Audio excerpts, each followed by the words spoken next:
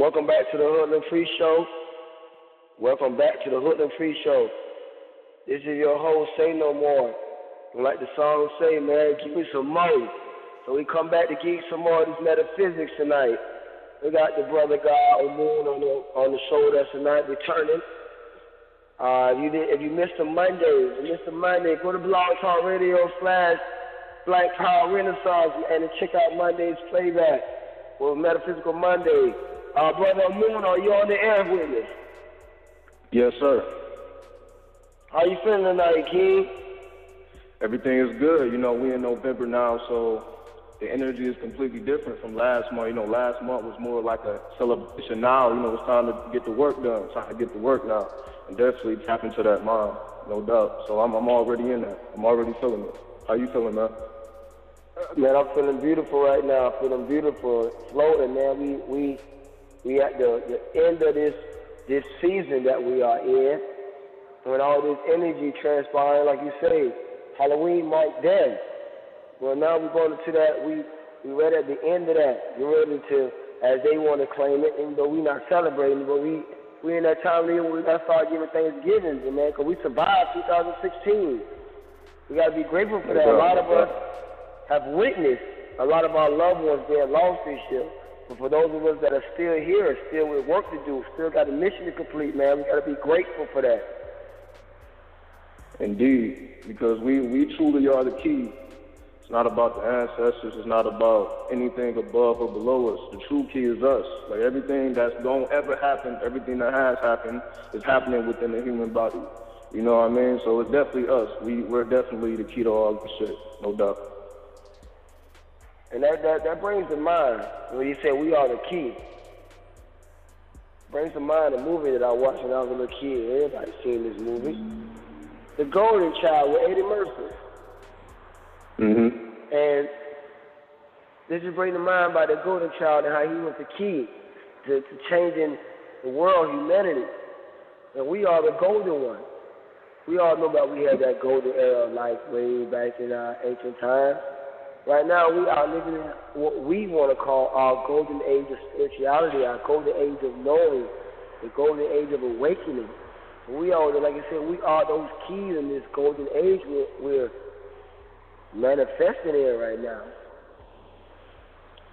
So, indeed. Mm-hmm. What science you gonna bring to us tonight? Well, we definitely gonna piggyback off of Monday's show. It definitely was a great show. So for those who may not have heard that, we'll do a quick little intro into just the basis of what we're getting into, just to, you know, get everybody up to speed if necessary. And the theme is alchemy, sacred sex, and, you know, we're just gonna go from there and just see where the spirit leads. The whole concept behind alchemy is, some people call it the great work, or some people call it the subconscious mind, programming the subconscious mind. It goes by various different titles, you know, throughout the years, throughout history.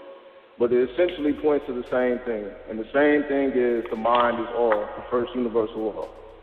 So knowing that the mind is all, that means everything outside of the mind is just a result of the cause that was within us. Because every time we say, well, everything is within us, what do we mean? Are we talking about within the human body? Or are we talking about within the human brain? Whenever we refer to within us, we're talking about a higher plane. We're talking about where the mind exists. The mind doesn't exist in this plane. It just sends signals to the brain, and the brain reacts based on the commands it's given. So the mind exists in a higher plane. That's what makes the imagination so elastic, so vivid. Because this is not of this world. All alchemy is going beyond this world, pushing the limitations and the boundaries beyond what we think is possible. Because if we go back just 1 century to the 20th century, if we just study that year, not that year, that century, look at the vast amount of progress that was made going into the 21st century, and we see now that everything is basically digital. Everything is online, the internet is king, you know, everybody doing YouTubes, everybody, you know, on the information tip. It has become like an online library.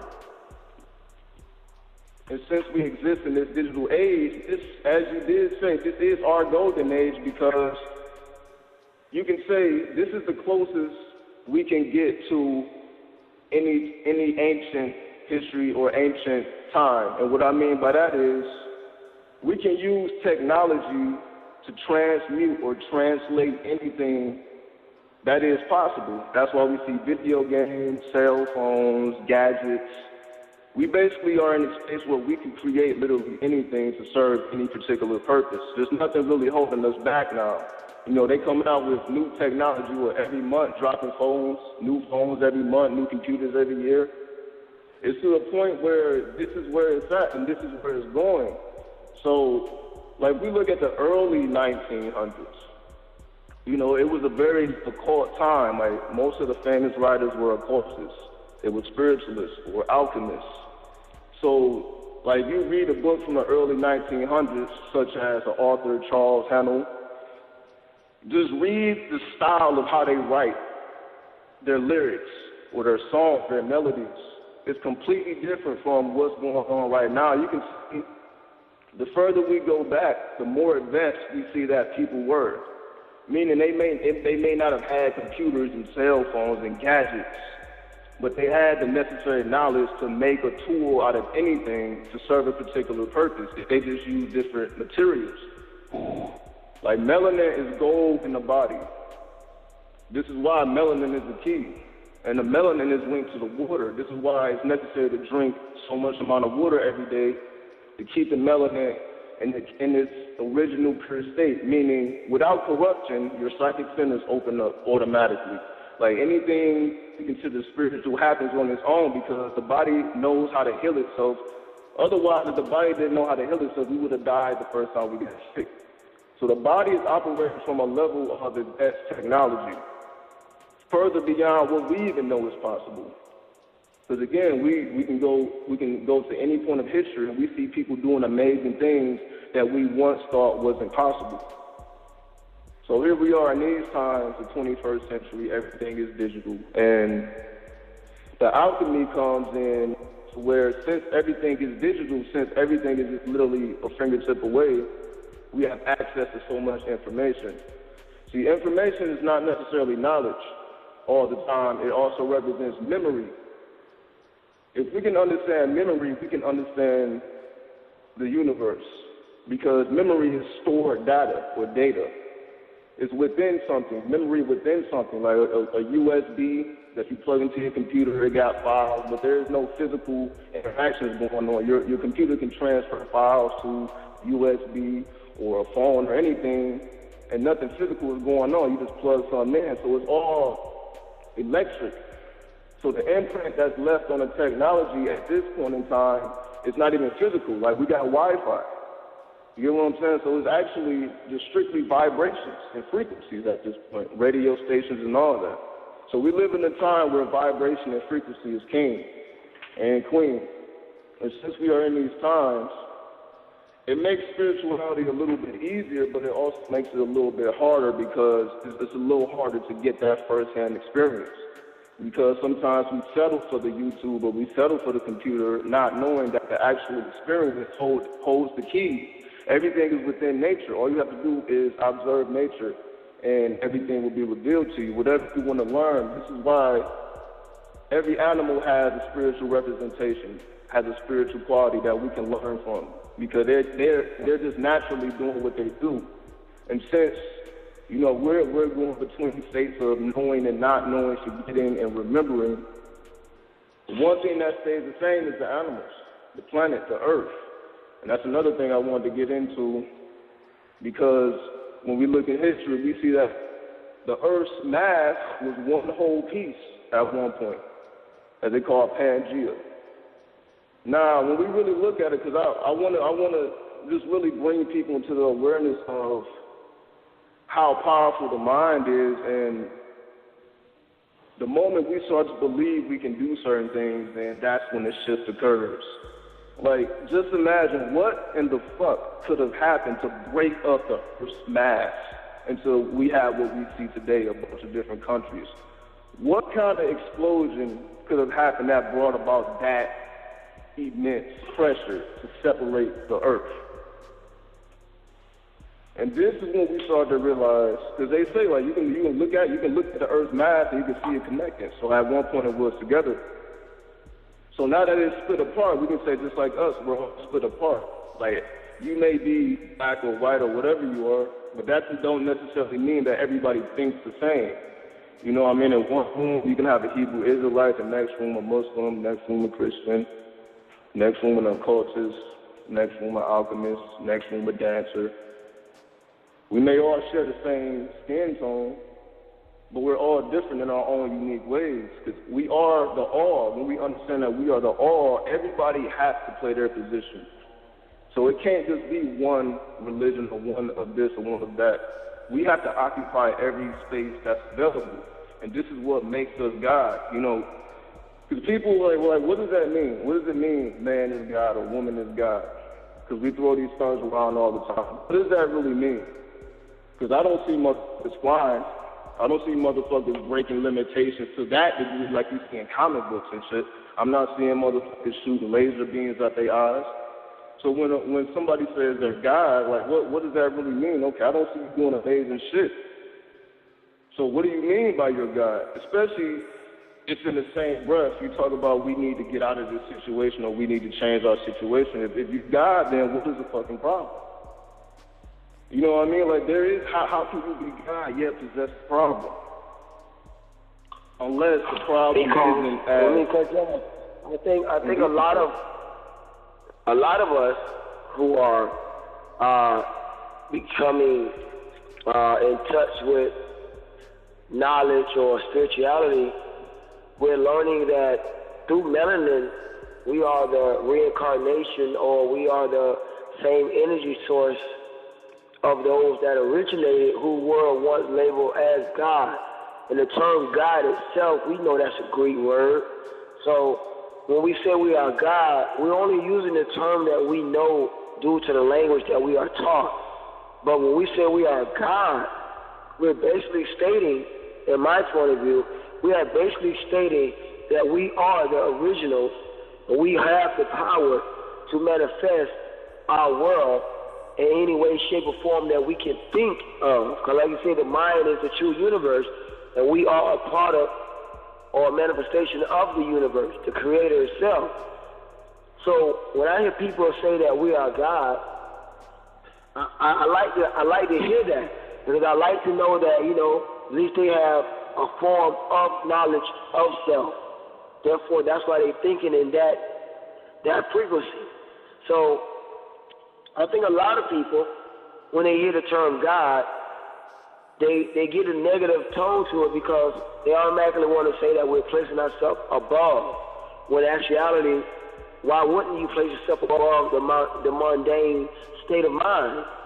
Why not call yourself a God? And literally, when you say you don't see people flying, right, we actually do fly. We may not fly in this physical realm, but we astroplane. When you astroplane, that's what you're literally doing is flying.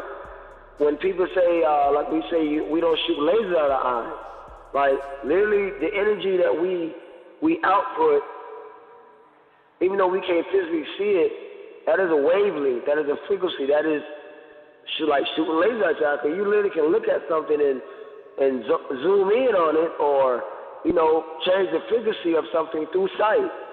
Just my opinion. And you're absolutely right. And this is why we deal with alchemy, because everything that you said is absolutely correct. However, you have to know that for yourself. Like, when we hear about spiritual experiences or spiritual awakenings, it's not really something somebody can tell you. You know, you have to have a personal experience, because that gives you a reference point. That's your source. It's something that you discovered in and of yourself that was organic. Like, I'm pretty sure everybody who is conscious, nobody had to wake them up. You know, it just happened naturally. It's as if you always was conscious and you were not susceptible to the manipulation going on out here. For whatever reason, you can call it spiritual.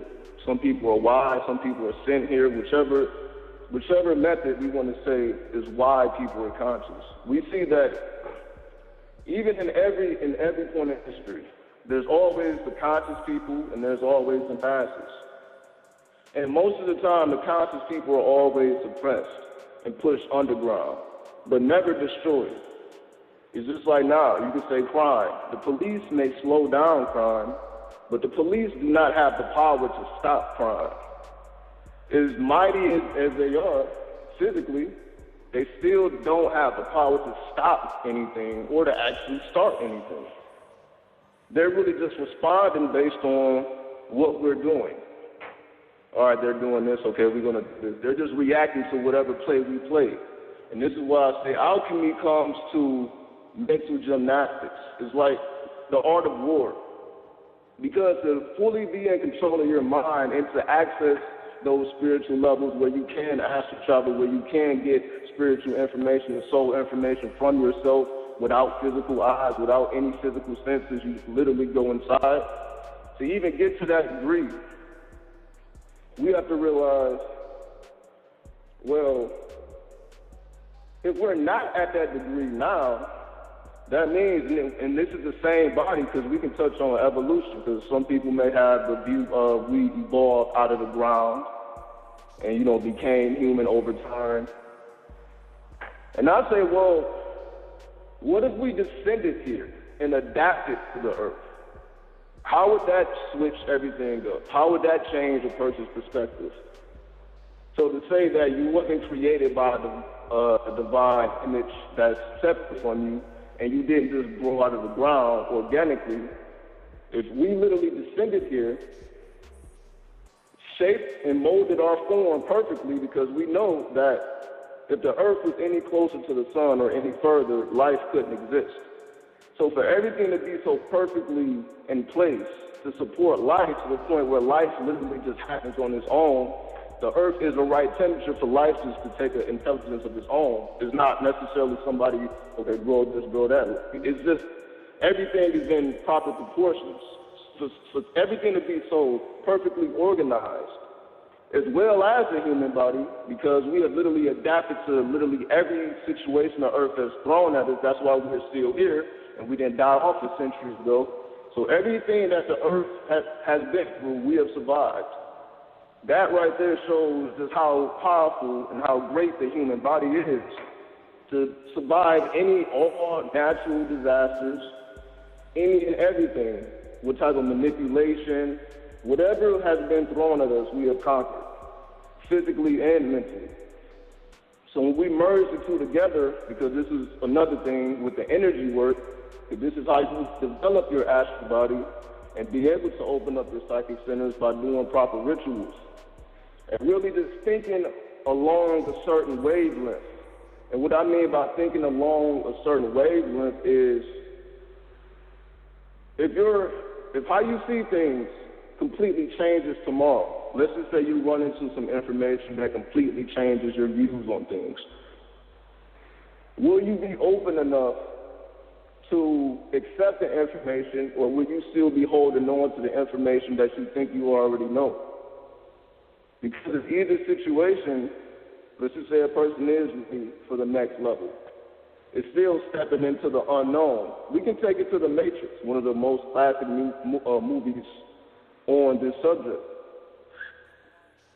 When we take a look at what Neo had to go through, because, nowadays spirituality can be a little romanticized. People, it becomes, the image is kind of softened. We see people just kind of doing it just as a trend. Not everybody, but you see, it can get to that level because it's a bit softened, it's a bit nice, it's a bit, okay, all you gotta do is do a little yoga, work on a couple chakras. It seems non-threatening. So it's easier for people to accept when it's non-threatening. But when we look in The Matrix, in the movie, Neo had a very, very hard time adapting to the truth that he was being revealed. He was throwing up. He didn't come to the realization of who and what he was until he died. He had to get shot. and brought back to life by Trinity, which was, his other half, his soulmate, twin flame, whatever you want to call it. This is what reflects within us. Like when you come into consciousness, you have a mini death, a small death. Your identity changes because since we are not the body, we are the consciousness, the intelligence. As the intelligence evolves, seeing what we think we are evolves as well. Because nothing stays still, nothing stays the same. It's all about birth and regeneration and death.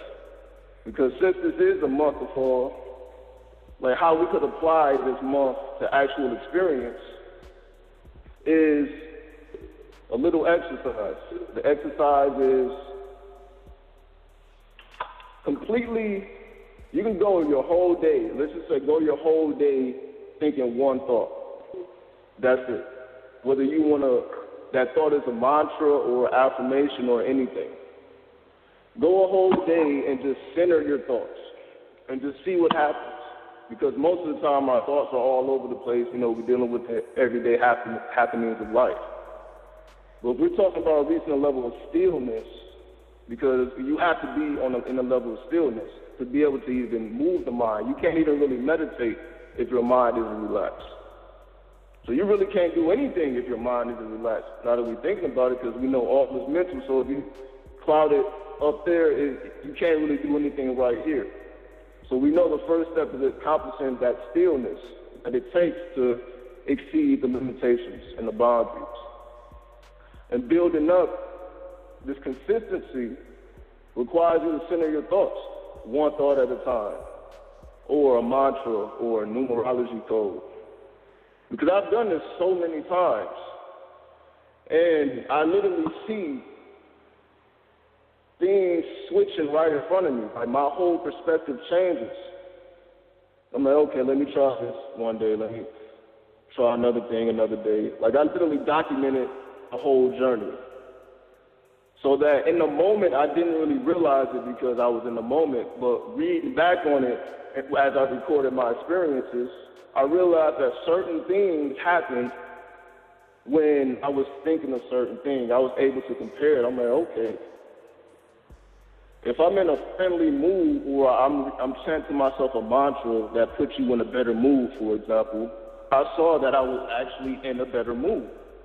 Or if it was a mantra that helped you be centered or oneness connected with your source, then that day was way more meditative. But, of course, you don't really get the luxury of being in your house all day and perfecting this technique. We don't really have the opportunity just to, to sit around and, become yogis, become the spiritual, the highest form of spirituality as we can because, we got to work the happenings of life. We're on this third dimension. So we have to balance it with work on this level. So when we combine a work on this level with the spirituality, you can access those realms. Like, for example, a lot of people have a hard time sleeping because of the stresses and the turmoils of life. So they can't even get into the spirit realm because they're weighed down by the stresses of life. You can't even get into the spiritual realm if you're not relaxed. You can't even really get in there. So you have to be completely relaxed. So the last thing we're thinking about is how we're going to do this, how we're going to do that. Concerning the human affairs, we can't even have a spiritual experience like we should. So the only way to access it is shutting everything down before we sleep. This is just another example. Being able to rest fully without thinking about what's going on yesterday, what's going on tomorrow, what's going on in your mind now. To be able to maintain stillness while moving, while going and doing your necessary duties. You're completely still. Then, from this perspective, because now your perspective has changed, because now that you're not being irritated with the little, irritations of life, the thing that you usually would move on, you wouldn't move on. Now you're actually in a whole different dimension. See, we think the dimension has something to do with, spiritual planes all the time, but it's really whichever state of mind you can put your mind in. So if we put our mind in a state of stillness while we're moving and navigating life, we're looking at, you could say the vision is more right brain, it's more about symbols, it's more about the subconscious is more open and receptive to what's going on. And this is when synchronicities and things like that happen, we can start to connect the dots. The only thing that's happening when we experience synchronicity is us connecting the dots. We can put two and two together. As when we was in our left side of our brain, we wasn't able to do it because we were too weighed down by necessary problems. Because this world is a necessary evil. And what I mean by that is, because we're on 3D, we have to do 3D things. Since we have to do 3D things, sometimes it strains your body. You don't really have time to do the things you really want to do to get as deep as you really want to get to, because you have to get up every morning and accomplish tasks. So the only way to really do something in terms of spiritually, you have to do it while you're active. Because usually some people work so much they don't really get sleep. So some people don't have the luxury of sleeping that house. So whatever the case, that means you have to be active spiritually while you're awake. This also happens if you stay up too long. You stay 24, 36 hours. You start to you blink in and blink out. You don't really have a stable set of mind. Because we see that the mind can be placed wherever we want to put it. So that means the mind is not stationary. The mind isn't really at one place, at one destination. The mind can be over here, then over there. The mind has no stationary position. This is why we are the all. So from my perspective, I see certain things. From somebody else's perspective, they're going to see different things. But we're still one. And this is what it means by merging the... Go ahead. Now, I want to come in with you here, because like I said, I like to sit back and I like to listen to the message myself. Mm-hmm. Now, first I want to say, for all my callers that are listening, man, if y'all want to chime in, if you have any questions or comments, just hit 1, and we'll go ahead and bring you on live and let you get part of the discussion. You may have something to add. You may have a question about what he's saying. Just to let you know, you can participate in the show. Now, seeing that, like you said, a lot of us moving in this 3D realm that we are in, and a lot of us don't have knowledge of how to get in touch with the spirit or calm our mind, because we're constantly moving and focusing on this materialistic world, this physical world. But like you say, the mind is everywhere at all times. You could be actually at work, but you could be thinking about 3 different things while you're at work, focusing on work. Like you are actually multitasking because you are a multi-entity being, or you are a multiverse. That's just the way I look at it sometimes. So for those who don't have that knowledge, or have not sharpened that skill of silencing the mind or focusing the direction of the energy of the mind to be able to really home in on one particular thing so they can manifest one thing or put energy towards one thing that is the most important thing. Because one thing that we do know as a people, living in the world we're living in, with so many distractions and so many responsibilities, that we tend to lose ourselves because we're focused on everything else. So how do what is one of the things, because we all know meditation, we know yoga, we know if you get your diet right, your mind get right, we know all these things. We have all knowledge to all these things. But for the average person, the average individual that are running full cycle, like you say, some people go 36 hours before their body shut down. How can we be doing our daily tasks and still silence the mind while doing our daily tasks? What is one of the tactics, or what is one of the skills or practices that we can use, or do you have anything to share that we can apply when it comes to just focusing the mind while still maintaining the physical realm? Well, to answer your question, I would say rituals, self-rituals. And what I mean by self-rituals are, since we know the body can adapt to any and everything, sometimes we tend to go through rough situations kind of when they pop up out of nowhere. Okay, we have to deal with it as it comes.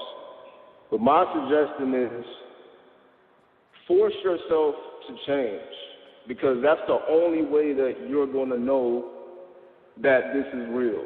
Meaning, I can't tell you. You literally have to put yourself in a position where you will be forced to change.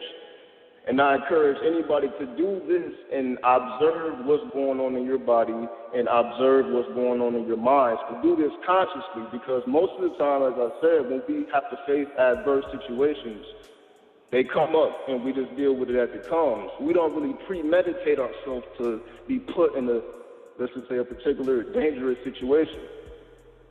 Because we know that the subconscious has to be programmed, and the only way to program the subconscious, it has to have a strong enough kickback to penetrate the subconscious. Meaning it has to get through the conscious mind or the ego and penetrate the subconscious. So the ego is set there to seeing you from just accepting any and everything. Otherwise, there would be no stability. So the ego is set in place so that doesn't happen. So we have to get through the ego. So in order to get through the ego has to change, or you can say it has to die temporarily and be reborn. And the only way for that to happen, you have to put yourself in a particular situation to experience this firsthand. And I'll give you a personal example of me doing this. And this happened, back in my LA days when I was younger. And as I was acquiring more and more information about the spiritual lifestyle, it started to cause conflict with my living situation. They would see crystals laying around. They would get kind of like, what are you doing? One time they may have seen a tarot deck, and it was really making them very uncomfortable to the point where they said, okay, we can't coexist under the same roof. Now, that forced me to pretty much have to do the homeless thing for a couple months, not too long. But what I realized is, because I really took time and analyzed what was going on in my body. I'm like, okay, I can either be paranoid, fearful, scared, don't know what's going to happen, don't know where the next meal is coming from, don't know where I'm going to sleep. I can worry about these things forever if I wanted to. But that's not going to get me anything. So what I'm going to have to do is let me test myself and see, although I may be in an adverse situation, the mind, so if I can keep my mind in a position to where I'm actually not in this position, although I may be physically going through this, mentally, nothing has changed. It's as if it's not even happening. So it's like it's a mental exercise. And the only way to really see it, you have to have a traumatic enough experience. It can't really be something subtle. As you said, like yoga position or a little meditation, you have to do something that's strong enough that it will penetrate and it will have an effect on you. It will have an effect on your psyche. It has to be that strong enough to penetrate through. So it has to be whatever it is in your mind or whoever's listening, whatever an adverse situation would be in your mind, you put yourself through that so that you can witness your pain. You can witness your body withdraw. You can witness, your mind going from point A to point B to point C. You can literally witness and watch it. Watch how it behaves. Watch how your body behaves. Watch how your mind behaves. And through watching how it behaves, then you learn to see, okay, can I do something about this behavior? Or do I just have to sit here and take it? Do I have to sit here and, be super emotional about an adverse situation? Or can I literally take my mind away from it and separate myself from it and keep myself open to receive what I'm willing to receive? Because we all go through particular situations to learn something, to gain something from them. So it don't matter what we go through, we gain from any and all situations. But what we gain from the situation is not necessarily what happened. It's what we learn about how our body and our mind responds to the physical sensations. So although we know that this world is an illusion, we know it's a hologram, it still has real responses. So even if now, I gotta ask you this. I gotta throw a twist in this. A lot of us have been hearing this. The world, this whole world we're living on, this is a matrix. I mean, we're living in a hologram. Everything we see is a hologram. We've been hearing this so much, but we know holograms you still can, like, literally see through. So we're living in a hologram. What makes this such a holographic world to us? What makes that statement concrete? What makes the statement that this is a holographic universe concrete? Yes. Well, we can see, we can look at it this way. We can link this world and the astral world together. And what I mean by that is, if we say that this is real and the astrals are not, because it's not physical, it's going on in our own head, the body isn't necessarily going through things, then this cannot be more real or more fake than the astrals. Meaning, if all this is fake, it's all fake, or it all has to be real. So if it's all real, let's just say this is real, this isn't a hologram, this is actually what it is, that means the dream world of the astrals is real as well. So either way, whether we want to say it's real or we want to say it's fake, we know that even if you're dreaming and your physical sensations are shut off, you still have all your sensations activated. That's because they're recorded in your memory. So now you can project your consciousness to any and everywhere you want because you have the memory of physical sensations. It's the memory of the physical sensations that gives us the ability to experience dreams and to be realistic. You can actually feel things, touch the texture. You know what I mean? It's actually, you know, there's no more real or fake than this. Sometimes it's even more real. You know, for those who have had spiritual dreams, sometimes it's even more vivid than this. You wake up like, what the fuck just happened? And it actually be something that pertains to your life. It don't just be no crazy dream. It actually led to something. You looked up something or this. It had a synchronicity to it. And it led you to something that you were supposed to find. So in terms of the hologram exists because if this isn't a hologram, polarity wouldn't exist, meaning there would have been a time that everything was perfect on the earth. Or I'm not going to say the earth, because the earth wasn't always physical.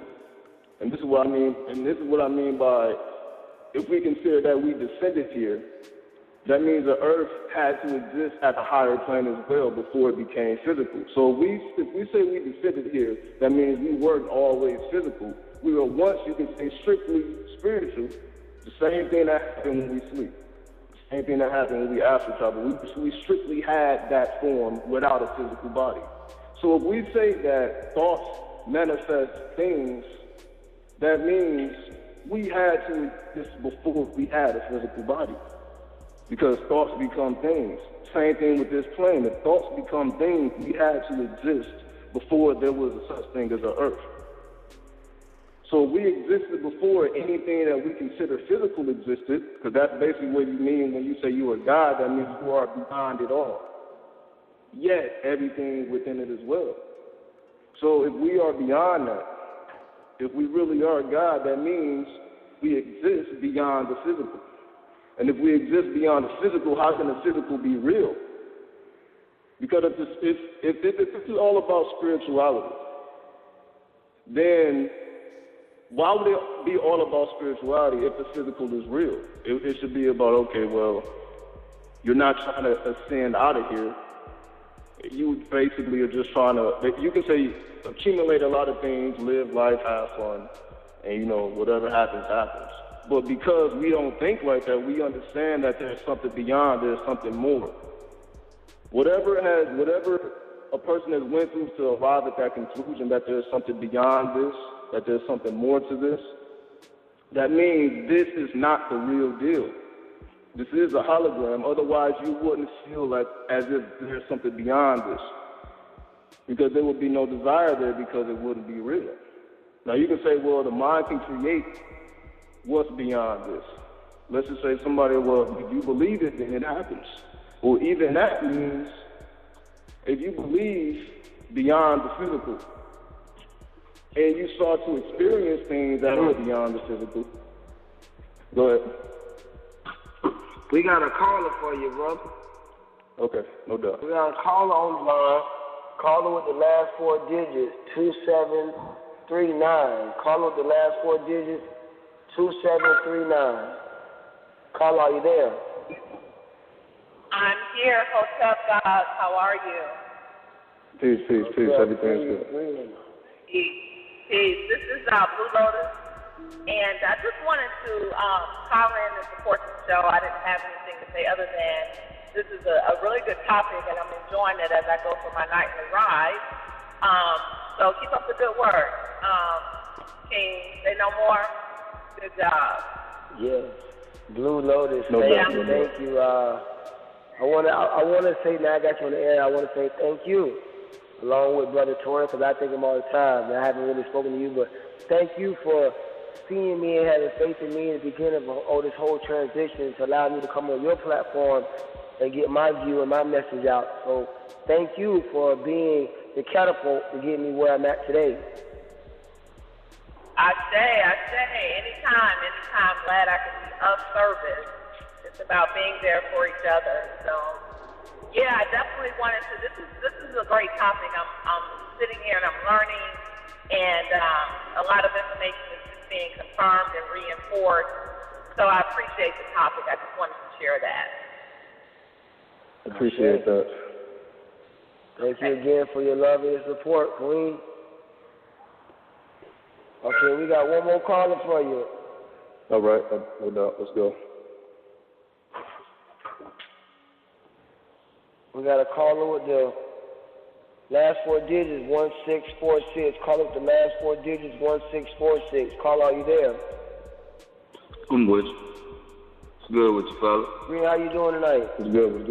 Peace. Man, I caught the ass into the... Speaking of Ray Sean, still Messiah's mind. Greetings. What's going on with you, fella? So chilling.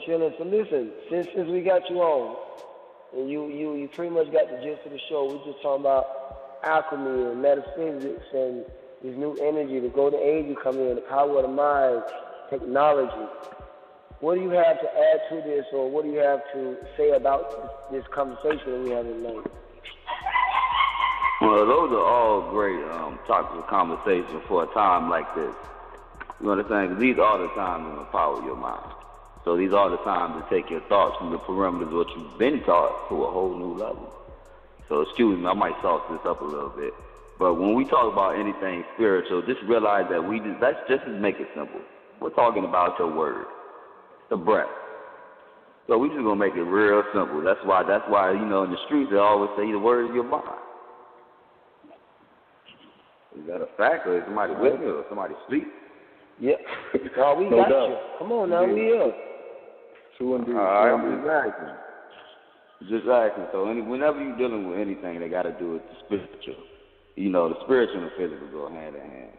So anything you manifesting through your breath, through the spirit, to the physical, it has to be a bond. So anytime that your bond is fucked up because your word is all out of whack, then, that's something that you create within yourself. Indeed. Well, like every tongue, the tongue vibrates subtly every time we think. So that's true indeed, no doubt. All right, so everything will begin with vibrations anyway. Is that, so can we come to agreement on that? Yeah. Everything is vibration. We come to agreement on that. Mm-hmm. Okay. All right, so we have a whole lot of creation. This is we in alchemy, to alchemy metaphysics. I like to start at the beginning since we just going. So I caught the ass and I'm disappointed, but I'm in my feelings a little bit. But anyway, when you're dealing with anything, I feel like, it's good to get a perspective of how, everything will manifest here. So a lot of times, what you look to as a child, you looking to your mother growing up. You looking to the one who's there. Some people may not have their mothers there, but you're looking to your woman. So the womb, is just as the creator. And the reason why I says that, the reason why I'm saying that is because the womb is actually when the child is conceived, showing you how we all started. You know, I have this little crazy little theory that we all came out this water. You know, from mermaids to land dwellers. But there is a time, just to touch on what the brother was talking about earlier, that a time that we may not have needed the physical shells. We may have just manifested in pure light, communicated through pure vibration. You see, a lot of times with the zodiac, with the Eastern Hemisphere and the Western Hemisphere, you know, you're just dealing with astrology. You know, a whole bunch of religions and these cultures, section of people, these are all just dealing with astrology. They say as above, so below. So, in a whole lot of time, you know, some people are trapped in an illusion. I like to call it illusion. But a lot of times, a lot of people are trapped in illusion. Now, these are illusions are formed concepts to get you to never think outside of these boxes. These perimeters of thought. You see, I'm in Lynchburg too, brother. That's how I know I'm in Lynchburg, Virginia. Okay. Yeah. But did anybody have a question? I mean, tuned in, I'm just quiet. We're just listening, man. Just open it in. Okay. All right, so anytime, you know, I roll a little fast sometimes. I'm trying to slow it down. I'm smoking on this gas, man. It's gas. Get it in, God. Yeah, so just check me out a little bit. So when you're dealing with creation, when I say you came out the water now, we know for a fact what controls the seed, the moon. Now, when you're dealing with the moon, now you also have to deal with, you know, the mother. So we're going to deal with the woman, the womb man, or the woe. You know, woes are great sorrows. So a whole lot of sorrows are actually attached to the woman. And a whole lot of, you know, damage. You know, that's how you destroy a nation. You get to that woman. You spank that woman's ass, and you divide the home, and then you have a battered nation. So now going back to the creation, what I'm saying, you have to get a little understanding of the beginning. All right, so saying everything that came out of the seeds, they even say that. You know, I have a video of this. You know, anybody want to check my Facebook out? Very sure. So I have a video of this, me breaking down this creation. So when you're dealing with this creation aspect, you're dealing with everything that's coming out of this water. So we know of ancient civilizations that are supposedly submerged under these seas, buried under these waters. You know, and if you think about it, you think about the celestial body that we are on. You know, say it's the main mass of water. Water is what the strongest force. Water is the strongest force, and the moon controls the seas. So you're dealing with the mother controlling the seas. And here's a little funny thing about that. You know, the moon is actually, you know, the women's menstrual cycles are aligned with patterns of the moon. So that's a little funny note right there. And on top of that, you know, when you're dealing with Islam, if I have any Islam brothers out there or whatever, if you're dealing with Islam, you know, that actually is the worship of the woman. And Christianity is dealing with the worship of the man. It's pretty simple if you know, break it down logically without all crazy shit. But in a whole lot of times, these are just, you know, the particles are centering around the sun. It's the sun. So it's with the man. So you have 12 disciples and you have your one Jesus. Or you have your 12 ages of the zodiac, you have your one sun. Or you have the one sun and then you have your 12 planets. I mean, this is simple. You know, you can deal with the sun. You can relate the sun to the actual, you know, walking on water. This is the sun body. So this is actually the father. This is the man. Brother, you bringing some good information. You are. I respect that. I appreciate your call. But we're trying to stay on this subject because now you're going into creation. You're kind of veering off track of the subject of the show. I understand now. So I'm on high mind. I can't. This is how it goes. I mean, that's why I said if there's any point that no disrespect. I veer off, let me know. No, you're veering off right now. What we're gonna do is we're gonna go ahead and let the brother Moon go ahead and get back into his message because we don't want to take too much time from the show going in other direction. So we're gonna interact with you again, but we got to get back because we got another segment of the show that we want to discuss. So we're going to go ahead and let you drop you back into listening mode, and let the brother Moon get back into this next segment of the show before we run out of time with this. So I appreciate your call. Oh, please. Thank you for your participation. Brother Moon. Yes, sir. I want to jump into this next segment where you were going to bring in the alchemy of the sacred sexual energy, and how that manifested to this metaphysical, this alchemy that we're talking about. See, when we bring sex into the picture, like when we just think about the orgasm, before we even go in, when we think about the orgasm, it's like a peak of heaven, you can say, because you got those couple moments of complete pleasure, and it fades. And this is what I mean by last show, that love is something that has to be channeled here. I don't feel that it's just here just because we want it to be, or just because we see it in movies. People would say they love you. That doesn't necessarily, because love is such an abstract concept. Because that goes into the sacred sex, because people feel, well, if you're going to have sacred sex, then you have to be in love with your partner. Well, what type of love are you referring to? Are you talking the type of love that you will have for a particular person, or are you talking about the spirit of the person? Because if we're talking about Kundalini awakening, we're talking about third eye, we're talking about anything sacred. If we're talking about anything sacred, that means it's pure. That means it's untampered with. So we're talking about something that's pure, the pure essence of something. You can say the pure essence of something isn't physical, because you can say everything, as we confirmed, thoughts become things. So the pure essence of something is thought, is frequency, is vibration. That's the pure essence of something.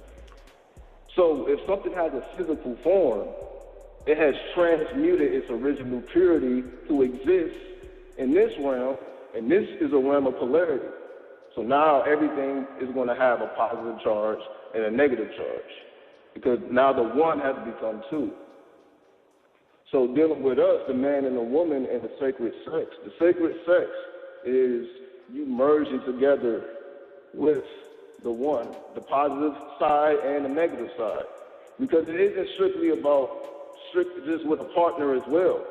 Like, for example, we know about masculine energy, we know about feminine energy, and we also know that we have both of these energies within us. So nobody's purely masculine, nobody's purely feminine. It's a combination of both. And depending on your hormone levels, that manifests as what you see within a person. How feminine a woman is or how masculine a man is based on their hormones, the levels. So when we engage in the sex, when we engage in sacred sex, this is just taking it back to a pure essence, meaning pure thought. Because most of the time you say when people are making love, what do you think they're thinking about? They're probably not thinking about nothing special. You know what I mean? They're probably into each other, very passionate and very emotional, but it's really, just an in a moment thing. It's not really a concentrated effort being taking place, focusing on a particular situation or a particular thought. Like, for example, I feel you can gain spiritual insight from having sacred sex if you ponder on the thought of gaining spiritual insight while engaged in the act. So now the sacred sex is just simply purifying your thoughts and allowing your thoughts to go beyond just the physical sensations and be still in your mind, so that you can meditate on a particular thought frequency and it reveals certain thoughts to you. For example, no thought is original.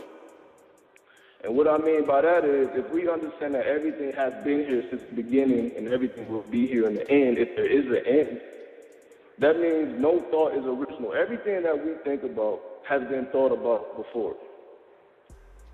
Everything, there has always been somebody who has thought about food, who has thought about electricity, who has thought about metaphysics. These things occur over and over in history because this is just our natural way of doing things. We want to go beyond what is apparent. It's just a natural instinct. The same way a child has a completely different view of reality, although we occupy the same space. they do different things. They have a completely different view of reality, although we're in the same space. So the sacred sex is merging that pure thought, that untempered thought, and meditating on the idea, because when you meditate on the frequency of a certain thought, similar thoughts start to open up to you, things that are connected to that particular thought or that particular frequency. Because now we're getting into thought. And as we think, it's affecting our body because we're having reactions as we think. The body is responding. And as the body is responding, you're having emotional responses as well. And it's affecting your psyche. Like, for example, you don't view life the same when you're angry than when you're happy. Your view of life is altered. So we know that emotions can alter your view of life. You know what I mean? You may be mad enough that you maybe want to kill a man, but when you're not mad, you're not thinking about killing nobody. You know what I mean? So everybody has their limits. So if we're talking about pure thought, untempered with physical sensations, that means we get past just sex feeling good and just something I do with my partner. No, this becomes the spiritual channel. This is how we awaken spiritually, because we understand when we have a partner and we can fuse together and we can become one again, you can grow way faster than you would reading any books, doing it by yourself, or any other method that we use to awaken ourselves spiritually. When we fuse together and we link in thought and we link in body, it's as if it becomes a dance, it becomes a synchronicity. So once we purify the thoughts, it becomes sacred because now we're thinking about pure thoughts and we can gain spiritual insight just from the act of having sex. So now it becomes more than just an orgasm or more than just physical healing, because sacred sex does heal your body, but we take it a step further. It actually purifies your whole mind and changes your view of reality as you start to channel this spiritual insight, because now that you're thinking along the lines of vibrational frequency, if everything is vibration and everything is frequency, that means you simply have to tap into a certain frequency in order to channel certain information. This is how we communicate with each other on a quantum level. This is why you can think about something and you get a call. We are all connected through this quantum field. So when we focus our thought on particular thoughts, we are tapping into this quantum field. And just like you have to get past the conscious mind to affect the subconscious mind, it's the same thing in the thought realm. You have to have a strong enough thought to penetrate through to gain the spiritual insight. And this is why all language and also all great works are multidimensional books. It's like the Bible. You can read at a physical level or a metaphysical level or occult level or astrology level. You can take it so many levels and it's all one. So to even have the ability to write multidimensionally, to the point where you can literally link this to whatever the fuck you want to link it to. You can assign meaning to anything. That's what makes the Bible so powerful. It's not necessarily Christianity. It's just the way the Bible was written. It was written by the original man. So since it was written in that fashion, we are attracted to that book. Because if Christians didn't have the Bible, we probably wouldn't care about it. But because it's written by us, it has our imprint on it, so we're naturally drawn to that. Because the book in and of itself, it's just a book. If you decide to read it, you could get spiritual insight. You can crack it open and read it. You ain't got to be a Christian or nothing. You can still get insight from it if you choose, or you can leave it closed. But at the end of the day, it's still words on a book that was written by a man, that was made up in his head. Because, well, you can look at it however you choose to look at it. But either way, everybody looks at it a step deeper than just whatever the story is telling the story of. You're like, okay, you can get some type of spiritual insight from the story. Don't just read the story just for the sake of reading the story. Read it with a certain eye open, or as we call it, the third eye. Read it with your third eye open. So the same thing with the thought forms. The thought forms combine with the sacred sex. And because it's not really about the romantic aspect of it, like you have to be super, super deep in love. You can use that to actually develop a deeper bond if you feel, okay, well, we're not on that level. You can use that to deepen the bond with a person if you are not already there. Now, I'm going to add something to that when we talk about this sacred sex and these this energy from the actual physical exchange of energy. Now, being that we live in now where most of us was raised in some kind of institution of religion, a lot of acts when it comes to the sexual energy have been taboo, have been blackballed. So when you're talking about sacred sexual energy or sacred rituals with individuals, we have to learn that people have to be liberated. And I'm not even beyond the spiritual liberation, because you have people that have walked away from the religious institute, but that programming that sex has boundaries or sex has rules and regulations, and they are still living in that mental institution of slavery when it comes to the sex aspect. So we have to liberate people to get them in tune. Like if you're going to be out here having sex, you have to get out your mindset that the actual act of sex is taboo or have rules and regulations. Only rules and regulation when it comes to sexual interaction is the one you place upon yourself. Once the individual understands that if this journey, if this path we're on is all about self-revolution, self-liberation, self-awareness, then you have to understand that unless you're in tune with your sexual energy yourself, then there's no need for you to be trying to even have a conversation about sexual energy, because you're not even in tune with your own energy or aware of your own power you have when it comes to the sexual aspect of this science we're talking about. Because I hear a lot of conversations where people want to put limitations to the sexual energy because of, like you said, because of the stipulations of it when it comes to religion. But if you liberate yourself sexually, and I don't mean go out here fucking everything in sight, that's not what I'm saying. I mean if you understand the science, the magic, the energy of sex itself, when you choose the right partner and the energy is right between you and another who you choose to lay down with, if you understand that mentally, you and this other partner can have a thought, like you said, we can have a thought and be aware of this thought, so when we go into this sexual act, the energy that we are exchanging can help this thought manifest. That's magic. But a lot of us are so, restrained when we come to that, because first thing you do, I don't care who it is, it could be a 50-year-old man, a 60-year-old woman, they still have not gotten away from that stipulation that sex is taboo because of the religion institute they raised up there. You're absolutely right, and this is why the counterculture exists. And the counterculture is basically everything that's opposite of what's right, because of the polarity. So let's just say, because I gave a nice version of it, but there's also a polarity to that. Like for somebody who wants to liberate themselves, they may not necessarily do it in a promiscuous fashion. They may limit it to one partner or several, whatever the case is. When you do liberate yourself sexually, then you do the things that you find pleasure in, and you do the things that make you feel good, so that it is easier to meditate on certain thoughts, because it is hard to do it when it's restrictions, where you may not want to be on your back, you may want to ride, or you may want to, certain things make you feel better than others, and certain things help you get into a calmer state of mind. So, as you just said, putting limitations on sex definitely will help kill the mood, because you feel like, well, it has to be done in a certain way.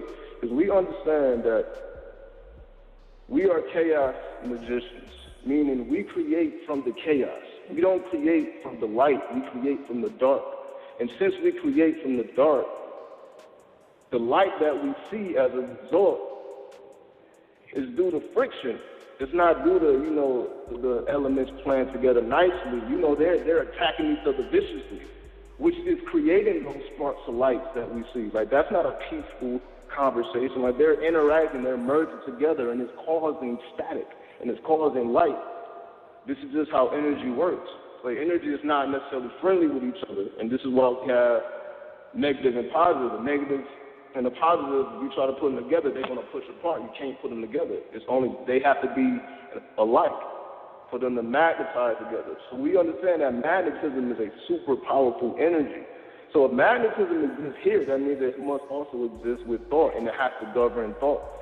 So if it governs thought, you have to be liberated in your thought. So however freaky or nasty or whatever, like, there is no particular method, there is no right or wrong way to do it. You have to whip something up from your own consciousness and use that chaos and tap into your own personal chaos, which will liberate yourself, because now you take off the restrictions and you do it however you choose. Because again, we kind of beyond just reading a bunch of books and gathering a lot of information. There's just so much out there. You know, you're going to hear different things from everybody. You're not going to hear two people say the same thing. But everybody has a particular method. But when you create your own method, you study the science and you get the gist of it. You understand, okay, well, this is the purpose it serves. This is why I would do it. You get a gist of the understanding of it. But then from there, you're on your own.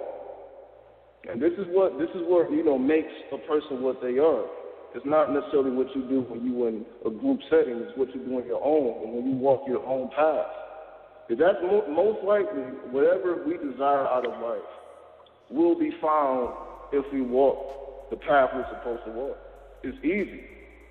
It's not hard being yourself. It's not hard to liberate yourself and experience everything life has to offer from various angles.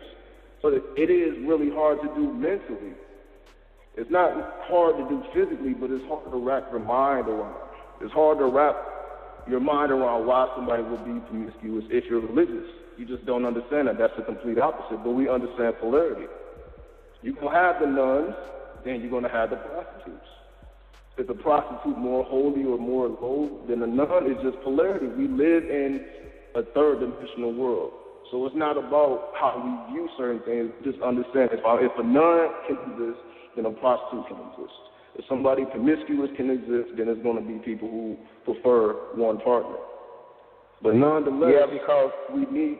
I don't mean to cut you off, but like speaking of those subjects, of those polarities between a nun and a woman that's promiscuous, we have to understand that individuals are not aware of the multiple entities and multiple energies that reside in them. They're not aware of that. They're not knowledgeable when it comes to the metaphysics behind themselves. So when a woman or a man is out here with multiple partners, we have to look at it with an open mind to that individual may just be using that to charge up their lower chakra. Or when your lower chakra is active, you have that what we call horny. You have that energy that is raging, and you have to release it. And when you don't release that energy, or you don't give that energy attention, it leads to other deficits in your life.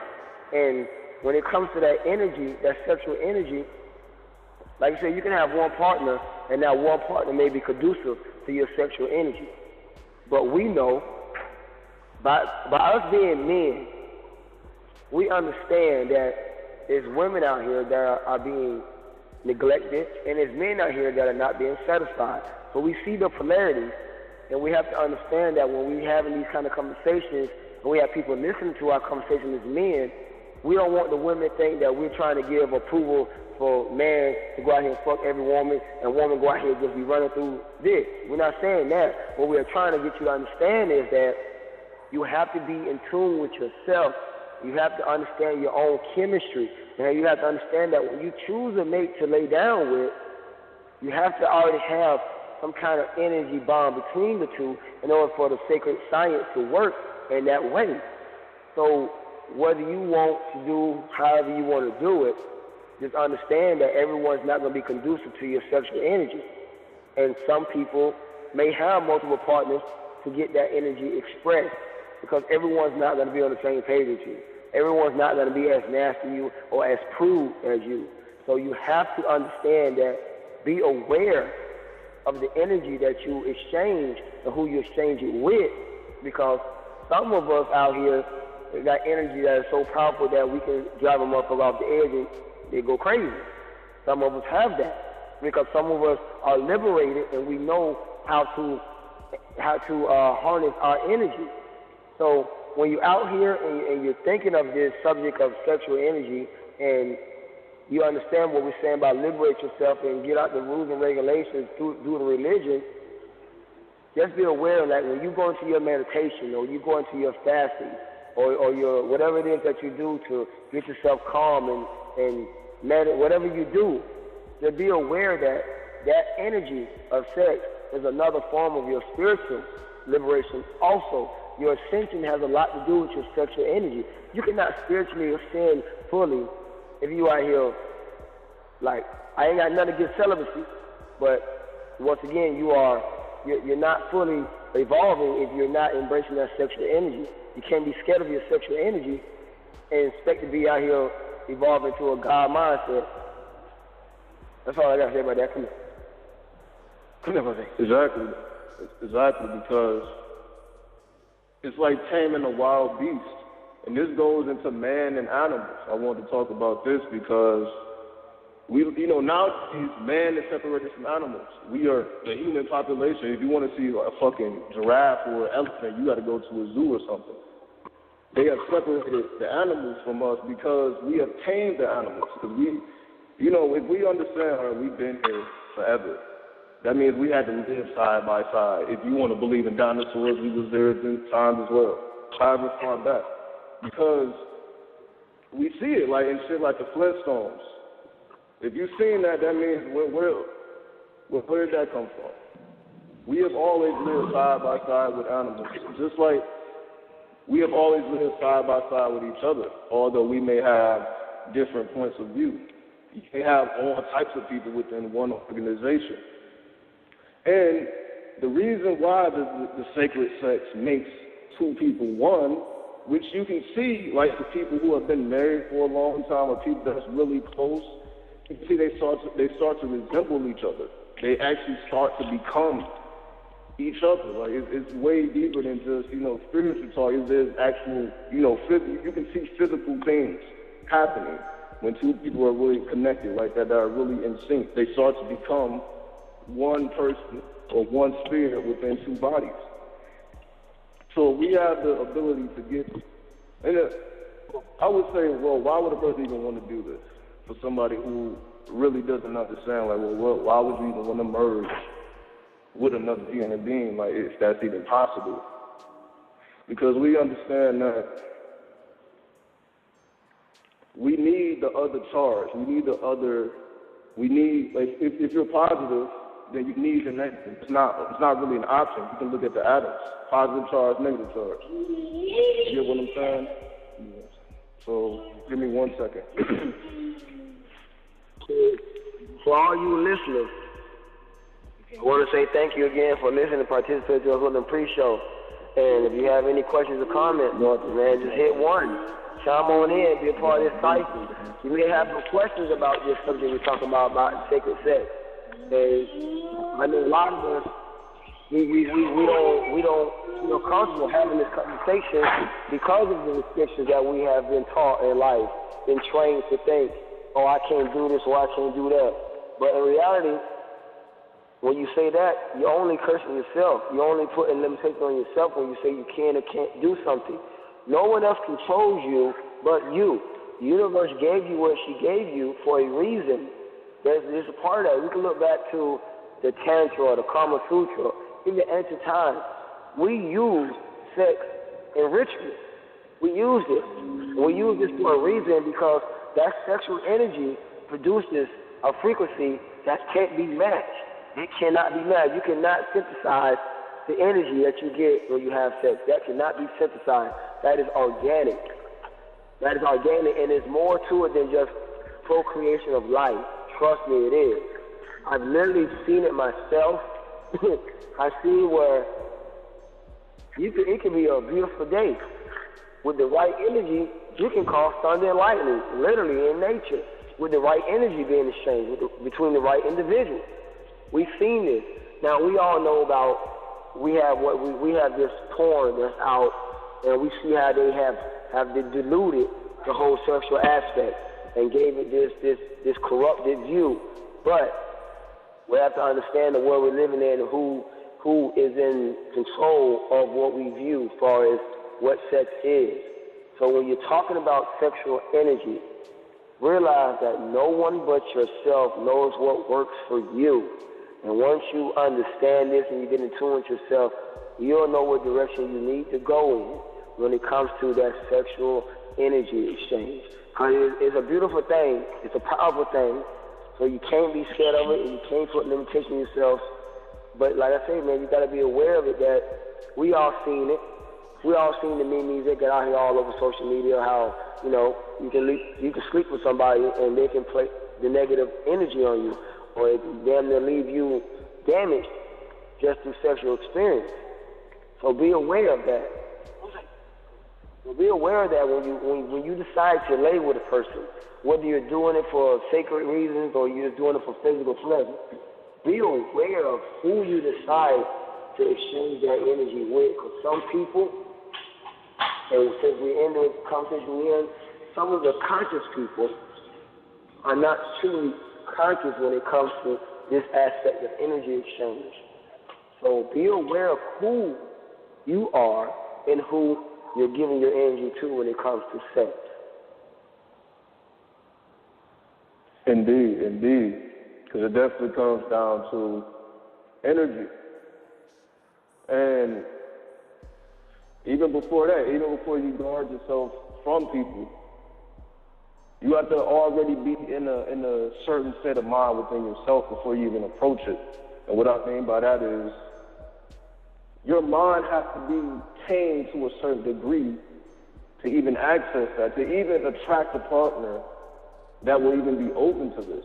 See, what we don't, because we don't see things with our eyes, we don't really see what's going on behind the scenes of how everything is connected with each other and how certain things, you know, trigger certain other things and have a chain reaction, which is basically what we would call synchronicity.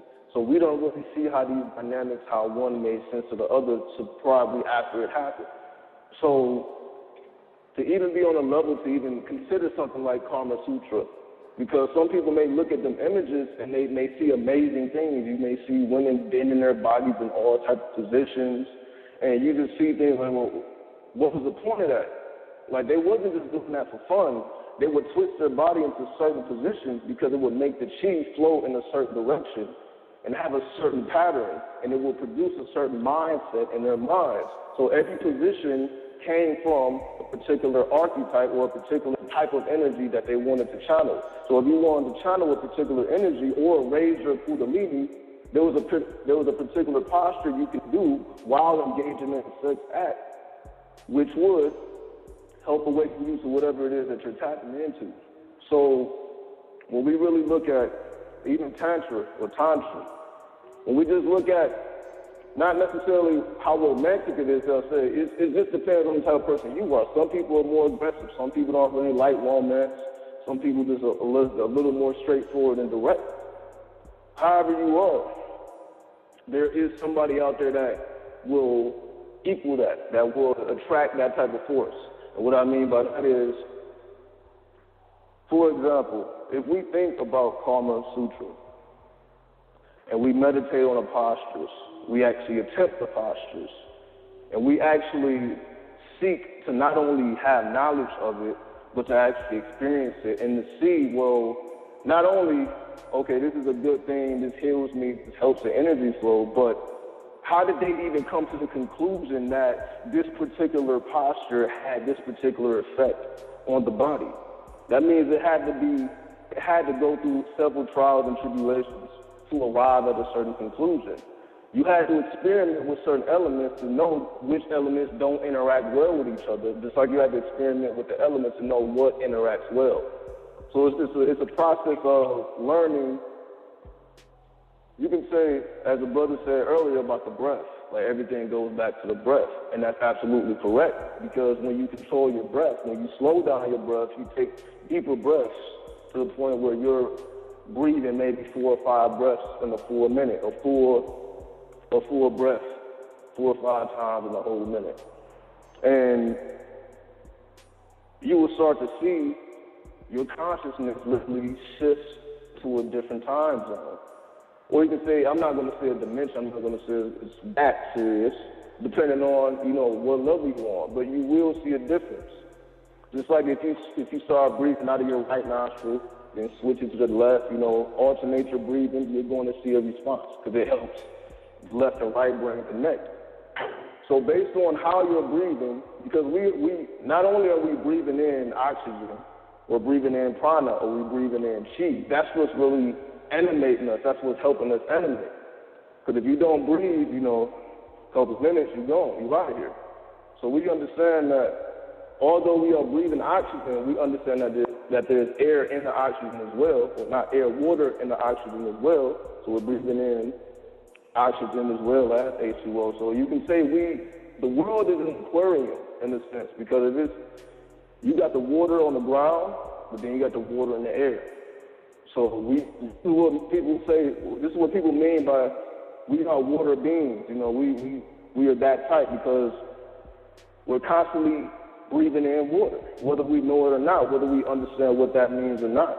As I was saying on the last show, people who have been able to stop eating food and who have been able to cut off liquids, just be breatharians, we can understand how that's possible because we understand that the body can adapt to any situation we put it in. So if it can adapt to any situation you put it in, this is also how people may catch a disease or may get a disease and heal from it. Because the body naturally heals itself, but if we keep the body in a particular state of mind, for example, with the diet or with the thoughts, if we don't allow ourselves to be liberated, then we're going to be victim to everything. This is why it's so easy to get caught up in the TV. It's so easy to get caught up in the internet. It's so easy to not think for yourself. It's so easy to just say, okay, I'm about to do exactly what I see that person doing, or I'm going to do exactly what I see them doing. Whereas it's a little harder to be original. So that's the side effect of the times we're in as well. Since everything is digital, since everything is online and so instant, people expect things quicker. So we kind of lost sense of time where, how long it would take to get something done. Because if you wanted a particular type of information, you would have to go get a book. And that book may not be available at a particular library or whatever, so you had to literally travel to get information, to get knowledge at one time. You had to literally physically go places if you wanted to study certain things. You had to physically get laboratories. You had to physically do things if you wanted knowledge of a particular thing. Whereas nowadays, you can hit Google and you can find out anything instantly. So just coming up in that state of mind, just coming up in these type of dynamics, like everything is online, everything has a website. And the internet is what connects the world together.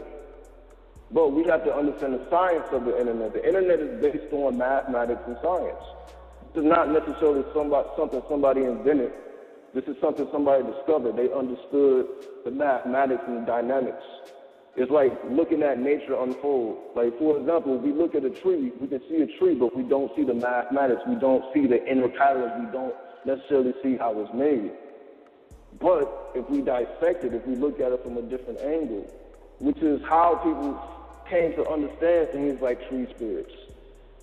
Like, you're not going to understand physically what a tree spirit is, or how to interact with a tree spirit, or how to interact with any spirit, because it's more of something you feel. It's something you translate through how you feel. Your intuition is translated through intuition. Like, if a tree is talking to you, you're not going to hear a voice. It'll be a physical sensation. And some people may experience different things, just depending on what was activated within you and what's not. So when it comes to the sex, when it comes to having your body in a certain type of environment, we can say it's like it's like I would consider this being in the military. Like, you have to be in this mindset of you're about to go to war, because that's essentially what it is. Because just as love helps create, love has also drove people insane. So the same energy that can merge two people together is the same energy that can tear them apart. Because this energy, there is no set, energy is neutral. We know energy is neutral. It doesn't have a preference of, I should be doing this or I shouldn't be doing that. So love, if mishandled, could destroy a person, and we see it. People go through marriages and just completely, you literally don't even know what happened. So we understand this emotion could be geared in either direction based on how we view life and based on where we're coming from. And we actually need to experience it, because that's another thing. Like, I don't want to be a person that's saying a lot of words and expect you to believe me. This is why I give people assignments, so you can see for yourself and see what happens and see what you come to the conclusion of. And you come and you make a decision based on that. Because this is how we begin to know things for ourselves. Like, you have to literally lay down with a partner and experience a Karma Sutra or experience a very close, intimate sensation to really understand it. So you can speak about other things, but to truly understand it, to truly have that knowing of what's really going down, you need that first-hand experience. And without that first-hand experience, then it's as if, you're just reading a bunch of books. And this is where the alchemy comes in, because sex is the ultimate form of alchemy. Because it's through the energy of sex where you can transmute that lead to the gold. You can transmute just a physical, mundane act such as sex to a tool or a vehicle of spiritual enlightenment. Completely twisted around something you can say is non-spiritual and primordial to something that's fully spiritual and that can cause an awakening. It's the same act, it's just a difference of perspective. So if the same act could produce completely different results, then what does that say about the action? If two people can do the same thing and come to two different conclusions, one person may succeed, the other person may not, but they both did the same thing. Why did the person succeed? Why did the person fail? If they both did the same thing. So that tells us right there that the mind has a part in everything that we do, because we can do the exact same thing as anybody else. It does not mean we're going to have the same results, because everybody's minds work differently. So this is why we can live within our own reality and create our own cipher so that we can experience what we need to experience. We can activate our souls and travel with our souls and do what we need to do instead of saying, like, instead of trying to understand what everybody else is saying, because, you may hear a lot about the spiritual stuff, but if you don't have the experience, it's just words coming out of my mouth or words coming out of your mouth. It's just words until you actually make up in your mind that, okay, I want to experience this. When you make up in your mind you want to experience sacred sex instead of mundane fucking, that's when it's going to happen. So it starts with the mind. Because again, there's probably somebody getting it in right now on a mundane level, and there's somebody getting it in right now on the spiritual level. And it's the same act, but it's literally one is healing and one is destroying. Or vice versa, destroying the old, bringing in the new. So we understand that the thought behind it makes a difference. So it's not about the act, and this is what alchemy is. It's not about the physical act, because you can be doing the same thing you're doing anyway. But what makes a difference and what helps you evolve, what helps you gain spiritual insight is a perspective you bring with you as you are doing whatever it is that you're doing, because that is really what determines the outcome of it. So it's not just, okay, I do this, I do A, B, C, and D, and I'm going to get this result. And this is what I meant also about last show, where we have to be original in what we create. We can't just read a book and follow orders or directions and expect to have the same results, because that's just not how the life works. Because that would mean that the mind is not all. If somebody can just write anything down, then anybody can do it, and everybody's going to have results. Life don't work like that, because some people are not going to believe it. Some people may believe it but don't have the confidence, and some people believe it and have the confidence and get the results. So it's the same thing with anything we approach. So with sex, just alter the perspective of it, and you will start to experience new sensations and new things that you otherwise would have never even known that was possible. You open up to a whole different reality when you think about a whole different reality, and when you think about the possibilities, and you start to plan things, and you start to do tests. You're like, okay, let me see what happens when I do this. Let me see. And you just really become the scientist that you are and study life as it happens, instead of just going through life and not really understanding what's going on, because there are patterns based on our thoughts. We just don't notice it because as life is happening, we may not be aware of everything that's going through our minds, so we don't see the correlation. But the correlation is always in sync. This is why, you cause and effect. Cause and effect wouldn't make sense if the thought or the mind was in awe. If everything has a cause, and everything that we see is an effect, that means the cause has to exist in a non-physical location, a non-physical realm, which is the mind. So if the mind is all, it just really doesn't matter what you do physically.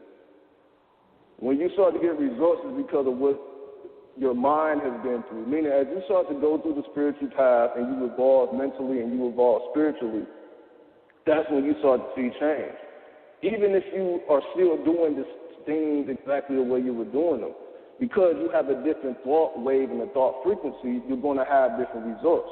And I also encourage, like I said earlier, I encourage people to see this for yourself. See that when you think along certain lines, you start to get certain results. And if you flip it and you switch it and you do experiments and you see, okay, let me try a different approach to a particular situation that I may not be satisfied with, or even if I am satisfied with it, let me switch it up and let me see how that will react in my reality based on what's going on in my mind. Yeah, man. we going in. I'm saying this though, because a lot of people that I do converse with, and I tell them all the time, right? You have to literally look back at your own timeline. Look out at your own life and retrace events in your life where you had ups and downs, where you succeeded or where you fell short, and realize that your mindset was the key factor in whatever experience you had. And when you see this, then you can begin then to perform what you are talking about, the alchemy. You can change your whole chemical makeup with just the thought pattern. And once you realize this, once you become aware of the conditions that your mind created, whether you out here, like I tell you all the time, when you needed a job, how did you get that job? You made your mind up that you wanted one, which gave your body the command to get his ass up and go out there and fill the application out, which brought that energy to make somebody want to hire you. Now, once you got the job, what mindset was you in to keep the job or perform at a higher rate than the next month on the job? So it always, like you say, sometimes you just have to look at your own personal experience and stop being a victim of this savior syndrome, thinking that everyone who has a message is going to be there to save you and give you direction. When sometimes, man, all you have to do is just look at yourself. Realize the mindset that you are in helps you or harms you because of the energy that you produce through that mind. And a lot of us are not coming to terms as quickly as, some of us would like, but they're realizing that. They're realizing that it doesn't matter what's on TV. It doesn't matter what mama doing, what brother doing, what cousin doing, what baby daddy, baby mama doing. That has no real effect on you personally unless you set your mind to grasp hold to that energy that they're producing. You are your own force field. You can protect yourself from all of that energy with just the thought itself. Like, no, I don't want to be part of that. That shit will literally walk away from you. It will exit your life. If you tell yourself, no, that ain't what I'm about, that shit will not be a facet in your life at all. But if you entertain it, if you allow your mind to grasp that, then yeah, that's going to be a part of your world, and it may affect you in a negative tone. So like I said, man, a lot of people out here just don't understand that the mind itself is alchemy, because it changes daily. Indeed. It definitely it's in a continual state of change. It don't remain still. That's why we don't die when we go to sleep. That's why the lungs are still pumping, the blood is still flowing. Like, the body is a city. Like, if we really look at the body, it's a city operating in sync with each other. So we got all these organs and all these functions. Like, if we really looked at how multi-dimensional the body is, we would truly understand who and what we are. There's truly nothing to study outside of man. We can just look at our own bodily functions and body systems and see every system is so intricate. And for all these systems to work together in harmony, so that we can experience life the way we're supposed to experience life is truly mind-blowing. Because there's nothing else like it. We can't point outside of us nowhere and see anything that compares to what we have. And to me, that's proof enough to see that there is some higher force. There is something beyond what we see. How are we walking around in perfectly formed bodies to adapt to this land? And that we can take on whatever diet we want to. We can take on whatever type of thought forms we want to, because that's another thing. We all have free will. So you don't have to do anything if you don't want to, or you can do it and see what happens. But yet and still, we all have the ability to do whatever we want to do, or not do what we want to do. And we just go on living our lives. Like some people may hear the information, I don't really register with it. Move on with their life. It is what it is. They're going to live out their life with or without the knowledge. And that's how wonderful life is. It's going to happen whether you know it or whether you don't. And this is always why we have people on various levels. There's some people that think they know. There's some people that really know. And the people that really know is the people that had the first-hand experience, who actually did something and got out there and took a risk. And like I said earlier, it's not always nice. Like the spiritual path is not always, diamonds and shiny. You have to go through the dark as well. That's why they call it the middle path. So you do your light work, but you also have to do the dark work to clear out certain patterns within your body that only that particular energy can clear out. Because we know we got the positive charge and negative charge, so a positive charge can't do it all, a negative charge can't do it all. So light can't do it all, dark can't do it all. So we need the perfect balance of both. And the dark aspect of it, and we link this to sex, like the dark aspect of sex, meaning like if we look at any Karma Sutra teacher or Tantric teacher or anybody who was skilled in those arts, they were looked at as bad or negative people. Because of religion and how it's suppressed, they always wanted to suppress sex. That was the main thing. The main thing was to suppress sex. They didn't really care about anything else. Well, you can do this or do that. But the main thing was to make people feel some type of way about sex, because they knew, and we can just look at it. Because if we're talking about what they're doing, how shit is set up, that means they know exactly what's going on. If they're going to such great lengths to keep us awake, well, not awake, sleep. Because we say, all right, they're doing it with the TV, they're doing it with the culture, they're doing it with the economics, the money, the education. So that means they know something, and they're going off of what they know. They're not randomly doing this. And they have to continuously do it. It ain't something they do once a week, once a day. It's a 24/7 operation. So that means it's something that's just operating continuously. So if we understand what position we are in, then we automatically step up our spiritual game. We understand, okay, somebody has to have some type of knowledge to even be this advanced and controlling people in civilization. And for them, it's not just about gain, it's also about, it's so few of them. At any point in time, there was very few elite, and nobody really knew who they are. We can even say it now, nobody really knows who the people in true power are. You probably never hear their name, never see their faces. You know what I mean? So it's the same thing with the Tantric teachers and the Karma Sutra teachers who understood this science. They were the first ones to go. Because if that was the ultimate form of alchemy, and we understand alchemy is raw art, alchemy is a raw science, because it's alchemy that transmutes physical laws. Like we were saying yesterday, this is what allows a person to eat meat, although the body may not necessarily do the best things to the body, but this is what allows a person to eat meat and actually be able to absorb it. Because at the end of the day, if you do it consciously and you understand the purpose and you understand the ritual sense, any negative side effect you would have had can get offset if you understand the mind. So, and that's another thing, you have to see that for yourself. So for example, a vegetarian, they feel they eat meat, they may get sick. You may get sick if that's what you think. Or we don't have to be that extreme. Just anybody who may have came to a conclusion about anything spiritual, you have to go test it out, and you have to see if it's true for you personally. And that's how we establish our own paths. Like we're going to study all this information, we're going to study the knowledge, but we have to go out and we have to see what's real and what's not. And that's the only way for us to come to a conclusion. Because if it's just a bunch of information flying around and nobody really knows if it's true or not, nobody can come and say, okay, I've been here and I've done this and this is what happened to me.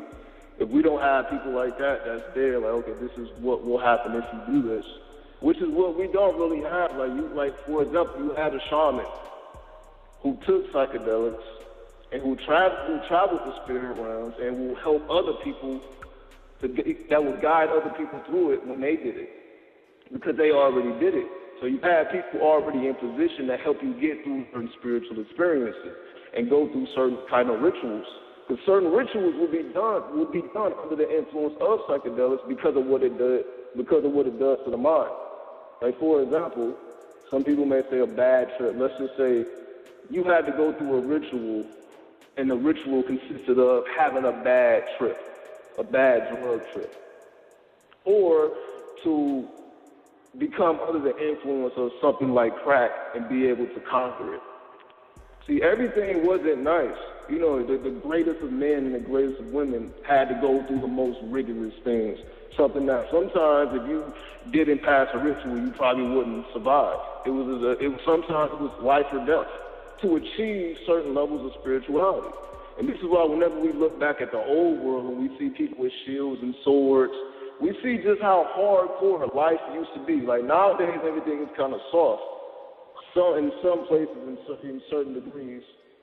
But just imagine if you had to, wake up and walk around with a sword every day, and you can get killed and nobody's going to jail. Because outside of the city limits, you are on your own. Like you have police and guards in the cities, but if you went outside the castle, you're on your own. So if anything happens to you, this is what it is. So that you could be able to survive those type of circumstances and live through it and still maintain your spirituality was the true test. Not necessarily just, doing regular stuff. Like, okay, let's push it to the next level. Okay, if I know I can succeed at this, let me do something a little harder because it's going to affect me in a deeper manner, all the way to the point where it could be a life or death ritual. And if you live, it will affect your mind in a certain way that will take you to the next level. And this is why we see it. This is why we're so attracted to certain movies and certain type of mythologies, and things like Asar traveling the underworld, and things. It's foreign concepts, but it's talking about alchemy. It's talking about going through certain degrees of alchemy and going through certain rituals, and every ritual didn't always have to be physical. Because if you was in tune with your higher self, you can go through rituals on the spirit plane or on the astral plane, which will be even greater in degree. You get what I'm saying? So this is the true alchemy when you go through tests and it has a certain effect on your mind, which will unlock a certain potential within you. This is what they mean by you have to earn it. It's just like anything else. This is not something that's just given to you. You got to earn every spiritual ability that you gain had to be earned. You're not just going to wake up one day and know how to channel or know how to see auras or know how to astral travel. Everything that you do has to be earned through practice, through trial and tribulation. Even with the sacred sex, the first time is not going to be all that great. It's something that you got to get used to. It's something that you got to fall in love with over time. You get what I'm saying? So that's how I'm feeling right now. How you feeling right now, man? Actually, I agree with you 100%, because everything is a trial and tribulation. Everything is a test. Because this ain't number one big classroom that we're in right now. Literally, because for every experience, it has to be earned through heartache, through physical pain, growth, loss, success. It's all, like you say, it has to be earned. We cannot, no one who is at any level, I don't care what level you're at in life, you had to earn that. When you're on a football team, you have to earn that starting position. When you're in a job, you have to earn that promotion. When you out here trying to spread knowledge, you had to earn that knowledge, which means you had to put in hours of research, hours of meditation, hours of experience to get that. So yes, everything is earned. And when it comes to that spiritual work to earn your status on your path, it's not easy. Because no matter what culture, religion, history that you look at, no one had an easy path. They had to earn the right to carry a title or a position. Even in politics, in parenthood, you had to earn the right to be a mother. I mean, you had to literally earn it. I mean, anybody can lay out and have sex, but how many of you can honestly say that you know everybody who has a baby is a mother? No, you have to put in work to earn that title as a mother. Just because you give birth doesn't necessarily mean that you are a good mother. You got to earn that. So with me personally, I mean, where I'm at in my life, man, I had to earn it. And it was hard work to get where I'm at. Spiritually, physically, mentally. Even in my regular career, I had to earn it. So I think people are so used to us. My grandma said growing up, we microwave generation. We push button generation. We don't want to go out there and put no work in. We want everything to come instant. We want instant emotion. We want instant gratification. We want instant upliftment. Nobody wants to put in that hard work, them long hours. Nobody wants to do that anymore. But for those of us that want to do it and are willing to do it, we see the progression. We see the empowerment of it. We see when you put in those sweat and those long hours, man, we see it in the long run. So I'm all for it, and I love the message that you bring in. I love the information that you bring forth. I love your spin on it, because even though me and you may have the same path, our mindsets are not always similar. So it's good to have someone that is in sync with you spiritually, but can bring a different angle at it. And that's to me, that's healthy to be able to accept a different mindset, because we all out here chasing for the same dream. And that's one. We want to be better individuals. We want to reach a higher level of consciousness, and we just want to be able to produce in our community to help our people grow. So long as we all on that path, we all seeing things for what they truly are, man, I don't see no reason that you can't be open enough to sit back and learn and listen sometimes. You got to earn that, man. You got to earn someone giving you that. Because the universe ain't just going to drop everything in your lap. She don't work like that. Even when we do our affirmations and we do our full moon rituals and whatever ritual you do when you're at your altar, when you call on them ancestors, they don't instantaneously appear. And I'm going to use this as an analogy. Like my grandma was a Christian, and she used to always sing this song. He's an on-time God. Might not come when you want him, but he's always on time. Meaning, when you call on that universe, calling your ancestors, they ain't going to come right then. Because you call them for that specific reason, you may not be spiritually ready for what you call them for. So they'll sit back in there and see how much work you willing to put in to earn their appearance or earn their assistance. So I agree with you on that. Something you got to earn it. You got to earn it. Definitely, and this brings me to, my last point, just going beyond the human body in terms of imagining how life would be as a particular animal. Like, for example, like when we dream and we're consciously dreaming, this is the perfect opportunity to do things like that. This is also the perfect month, because, anybody who know about that 11 know that that's the most intuitive number. So we're in the 11th month and all the way up into the winter solstice. Like, this is the time to do things like this. Like, we're in the 11th month, the month of Scorpio, and we know Scorpio is all about that deep mystic shit. Everything that we're talking about, this is why it's coming out at this particular time. But this is the type of energy that's available to us, so we can take this however high we want to take it. This is the perfect time to do it. This is the perfect time to fast if you want to fast. Drink more water, to drink a gallon a day, to see what that does to you spiritually. This is the time to get deeper into the psyche, in the subconscious mind, and get in tune with the dark side, so that you can see what happens when you balance, because most people are not balanced, because anytime we think about the dark side, we automatically assume that it's something negative. or it's something sinister, so most people stay away from it. So although they may be conscious, they may be spiritual, it's still that chaotic element of it, or that untamed element of it, or that unknown element of it is still untouched. And this is why they don't evolve past a certain level, or you may get caught up with just, saying, well, I'm a new ager, or I'm this, or I'm not. You just lock yourself down into another title. When we are all that, like, the information comes from the same source. It comes from life. It comes from nature. It comes from the universe, whatever you want to call it. It comes from within. Like, everything has a lesson. We can go through anything and extract information from any experience we've ever been through and ever will go through. The same thing when we're able to imagine things that we haven't done yet that we want to do.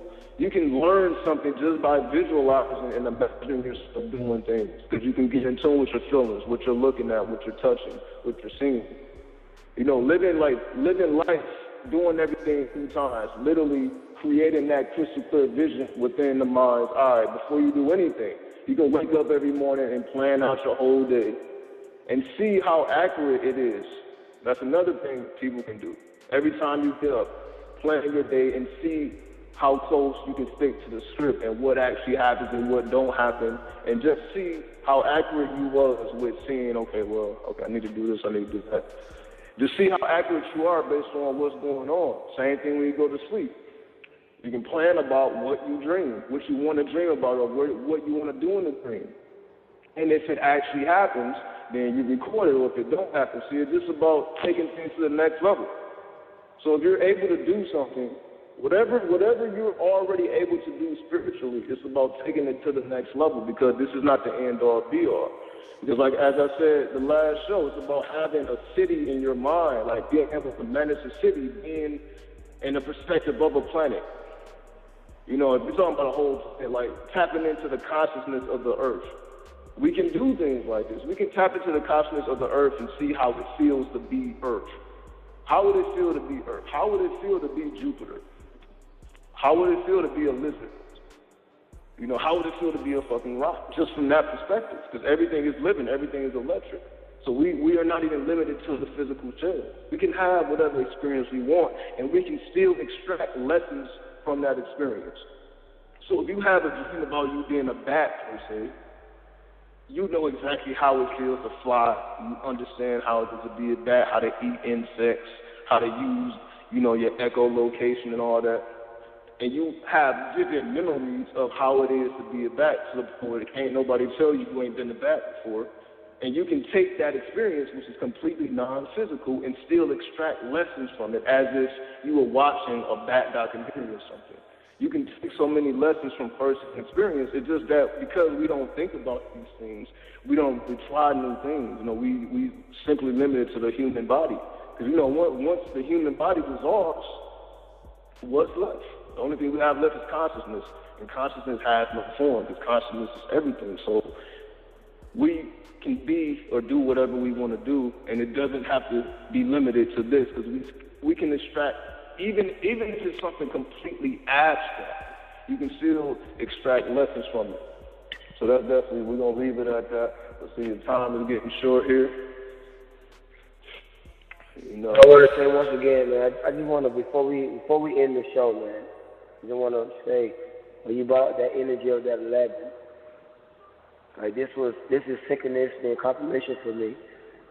Like I literally have been seeing 11 and making it relevant over the last couple of months. And I knew that number was significant to my life. I'm 38 right now. That's an 11. I was born the 8th month, 3rd day. That's 11. My mother's birthday is 29th. That's 11. My granddaughter was born on the 11th day of last month. And for you to just bring that number up right now, the energy is like, thank you. Thank you for allowing the universe just to use you and bring this to me tonight. Thank you. I applaud you on that, and I congratulate you, man. I appreciate you. This is a Hoodlum pre-show. Man, we got the brother God Moon on. We looking forward to him coming back. We're going to bring him back. We in the process right now. We are mentally manifesting a platform for Men on Moon to come on and just do a show on a weekly basis to help y'all get more tuned on what we were talking about. But sometimes 2 hours ain't enough to open up that window or open up Pandora's box for this metaphysics, for this alchemy. So once again, man, thank you for supporting. Thank you for listening. We'd like to thank Black Power Renaissance, Brother Torres Whitehead. Once again, Brother Moon, thank you. Thank all my listeners. We want to thank all the callers. And everyone who's been following and supporting, man, I thank you. Thank you very much, man. We're going to end this show tonight on this beautiful note. Peace, love, and, man, focus on yourself. Love yourself. Don't let no one distract you from the mission that you know you need to be on. Man, we out. Peace. Peace.